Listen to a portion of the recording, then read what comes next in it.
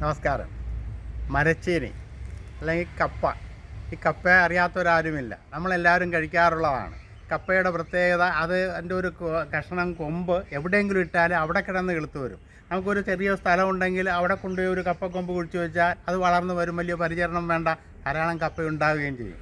അതിൻ്റെ പുറകെ നടക്കണ്ട എന്നുള്ളതാണ്. അത് മറ്റുള്ള കൃഷിയെ പോലെ അതിൻ്റെ പുറകെ നടന്ന് അതിനെ പരിചരിക്കേണ്ട ആവശ്യമില്ല. ഞാൻ കപ്പ പറിച്ചതിന് ശേഷം അതിൻ്റെ കൊമ്പ് വലിച്ച് തെങ്ങിൻ ചുവട്ടോട്ട് എറിഞ്ഞു. ആ തെങ്ങിൻ ചുവട്ടിൽ കിടന്ന് കിളുത്തിരുത്തിയാണ് ഇവിടെ കാണുന്നത്.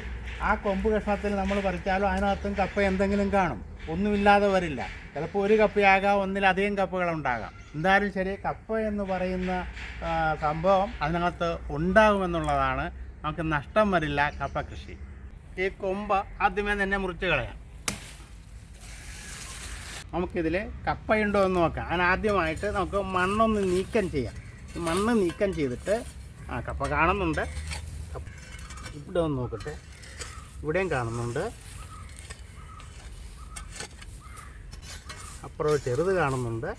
നമുക്കിത് വലിച്ചു പറിച്ച് എടുക്കാം. നമുക്ക് അതൊരു പരിചരണവും ചെയ്തിട്ടില്ല. എന്നാലും ഇത്രയും കപ്പ ഉണ്ടായിട്ടുണ്ട്. നമുക്കത് വെള്ളം ഒഴിച്ചൊന്ന് തെളിച്ച് നോക്കാം.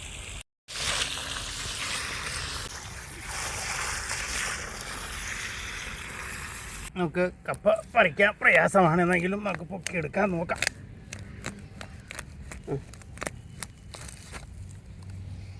തെങ്ങിൻചൂട്ടിൽ വലിച്ചെറിഞ്ഞ കൊമ്പിൽ നിന്നുമാണ് ഇത്രയും കപ്പ കിട്ടിയത്. ഈ വീഡിയോ നിങ്ങൾക്ക് ഇഷ്ടമായെങ്കിൽ ലൈക്ക് ചെയ്യാനും ഷെയർ ചെയ്യാനും മറക്കരുത്. എൻ്റെ ചാനൽ സബ്സ്ക്രൈബ് ചെയ്യാത്തവർ സബ്സ്ക്രൈബ് ചെയ്യണം.